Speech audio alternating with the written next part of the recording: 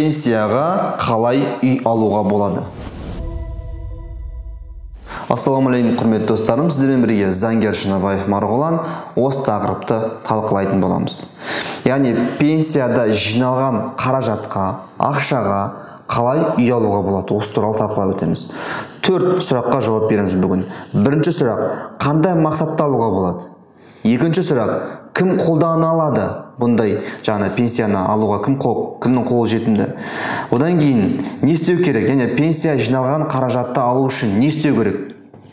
Одан кейінгі сұрақ: қолжетімді соманы қалай білуге болады? Яғни қолжетімді сома дегеніміз сіздің пенсионный накопленияда қаражатта қанша ақша жиналу керек сіз оны алу үшін?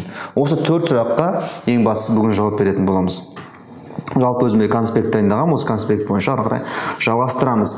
Жалғастырмай тұрып, осы YouTube каналға тіркеліп қойыңызды сұраймын, Заңгер Марғұлан каналына. Сонымен қатар лайк бассаңыздар, пікір қалдырсаңыздар, бөлісіп басқа азаматтармен бөліссеңіздер, алғысым шексіз болады. Енді тақырыпқа байланысты. 22 ақпан 21 жылы ережелер бекітілді. Қандай ережелер? Осы пенсиядағы жиналған ақшаны, қаражатты алу ережесі. Ең бірінші мақсатын белгілеп алайық. Қандай мақсатта сіз пенсиядағы жиналған ақшаңызды аласыз? Бірінші, ипотека жабу мақсатында. Екіншісі, үйдің арендасын жабу мақсатында аласыз. Яғни белгілі бір шартыңыз бар, арендаңыз бар, үйдің арендасын жабу. Жеке үй салуға, үй салу мақсатында құжаттарыңызды алсаңыз болады. Рефинансирование банктегі қаражаттарыңызды алып, рефинансирование жасау. 4 мақсатта, яғни сіз ипотекада үйіңізді алсаңыз болады. Осы 4 мақсатты мен 4 бөлек видео қылып артынан түсіндіріп шығамын. Қалай? Әр қайсысын талқылап. Енді жалпылама түсіндіріп шығайын ары қарай. Екінші сұрақ: кім қолдана алады? Яғни қандай адамдар пенсиядағы ақшасын, қаражатын алып, осы мақсатта қолдана алады? Яғни үй алуға, ипотекасын жабуға, арендасын жабуға, болмаса қарыз болса банктегі, сол қарызын рефинансирование жасауға. Қандай адамдар қолдана алады? Біріншісі, жеткілікті жинақ межесіне асқан пенсия жинағы бар Қазақстан Республикасының азаматы. Яғни әр жасқа, еңбек өтіліміне байланысты белгілі бір сома жиналу керек пенсионный фондта. Сол кезде ғана сіз осы қаражатты қолдана аласыз. Пенсионерлер қолдана алады. Сонымен қатар аннуитеттік шарт жасаған азаматтар қолдана алады. Яғни 3 категориядағы адамдар осы программаны қолдана алады. Енді ең басты сұрақ, пенсияда жиналған қаражатты алуға не істеу керек? Яғни пошаговый инструкция, не істеу керек? Қайда барам, қайда жазам, қандай құжат өткізем деген сұраққа жауап берейік. Ең бірінші сіздің жаттап алатыныңыз enpf-отбасы.kz сайтына тіркелуіңіз қажет. Осы сайтқа тіркелесіздер. Тіркелгеннен кейін қолжетімді соманы анықтау қажет. Яғни сол жерде бір қолжетімді соманың жазып тұрады, жасы деген сияқты информацияны толтырасыз. Сол жерде қолжетімді сома сізге шығады. Қандай сомаға сіз мүмкіншілігіңіз бар алуға? Яғни пенсияда қанша сізде жинақталып тұр, сол соманы шығарып береді сізге. Жинақталу қажеттігін. Одан кейін, осы тіркелгеннен кейін арыздарды толтыруыңыз керек. Яғни осы сайттың ішінде арнайы арыздар бар, сол арыздарды толтырып өткізуіңіз керек. Одан кейін пенсияда жиналған қаражатты алу мақсатын көрсетуіңіз керек. Яғни қандай мақсатта, жаңа айтып өттік қой алдында 4 мақсатты. Сол қайсы мақсатта сіз пенсияның жиналған ақшаңызды алғыңыз келеді, соны көрсетесіздер міндетті түрде. Содан кейін бұл сұраныс сайтпен арға жібересіздер. Бұл сұраныс одан қайда түседі?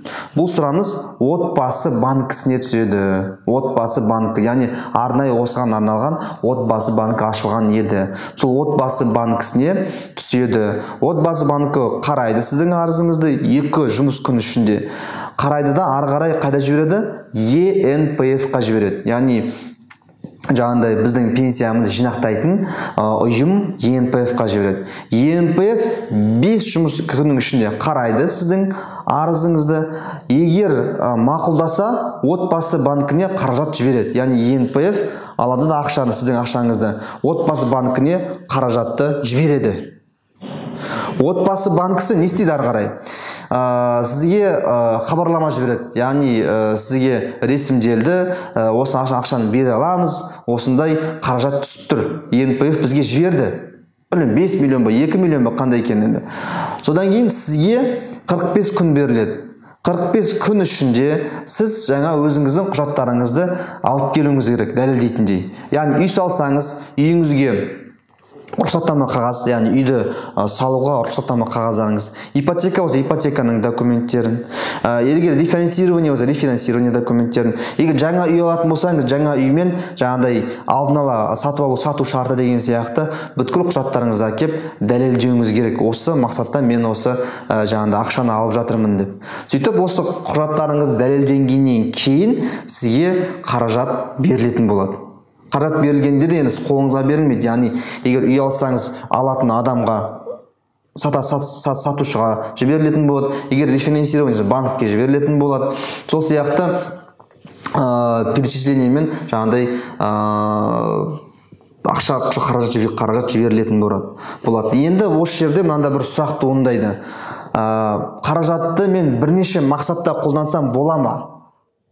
Болмаса мен қайтадан кейін тағы да қолдансам бола ма деген сұрақ туындайды. Әрине, алдында көрсеттім ғой сізге, айттым ғой 4 мақсат бар деп, иә? Ипотека жабуға, үйді арендаға алуға, жеке үй алуға, рефинансирование. Осы 4 мақсаттың сіз екеуінде, үшеуінде таңдасаңыз болады. Бір мезетте таңдай бересіз, оны шектеу жоқ. Одан кейін тағы бір жақсы жаңалық, сіз мысалы тума туысқандарыңыз бар, иә? Егер олар қарыз болса, банкіге, олардың қарызын осы сіздің жинақталған ақшаңыз арқылы жабуға болады. Содан кейін бір жыл мысалы сіз қолдандыңыз, бір жылдан кейін қайтадан сіз арыз тастап, заявка тастасаңыз, сұраныс тастасаңыз болады. Түсіндіңіз ғой? Яғни екінші рет, үшінші рет, төртінші рет қайтадан қолдансаңыз, бұл мүмкіндікті әбден болады. Енді қолжетімді, бұл үшінші сұрақты аяқтадық. Енді төртінші сұрақ, ол қолжетімді суманы қайдан білуге болады? Бәріміз айтамыз, маған енді бола ма, болмай ма, мен қайдан білемін? Қолжетімді сумаға жете ме, жетпей ме, қандай сума болу керек деген сияқты. Сол кезде жаңа enpf-отбасы.kz сайтына кіресіздер. Сол сайтта жаңағыдай расчет тұрады. Рассчитать жаңағыдай доступную сумму деген қолжетімді суманы қалай білуге болады деп прям сұрақ белгісі тұрады. Сол жерге өзіңіздің жасыңызды, еңбек өтеліміңізді барлығын енгізесіз. Енгізгеннен кейін сіздің пенсия жаңағыдай жинақтауыңызда қанша сума болу керек екені шығып тұрады. Осылай анықтап білсеңіздер болады. Яғни менің айтайын дегенім, бұл мүмкіндік туып тұр. Қазір бұл мүмкіндік қолдануға болады.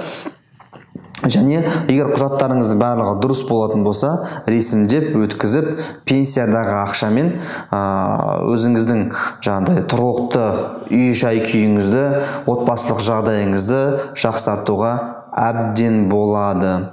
Осымен тақырып бір шолу аяқталды. Екінші шолуда мен осы жаңа мақсаттар айттық, ипотекаға қалай алуға болады, үйдің арендасынан қалай алуға болады, жеке үйді салуға қалай алуға болады, рефинансирование қалай алуға болады деп, осы әр мақсат бойынша жеке видео шығаратын боламын. Сондықтан ары қарайда әлі жалғасы болады. Күтіңіздер. Сіздермен болған заңгер Шыныбаев Марғұлан.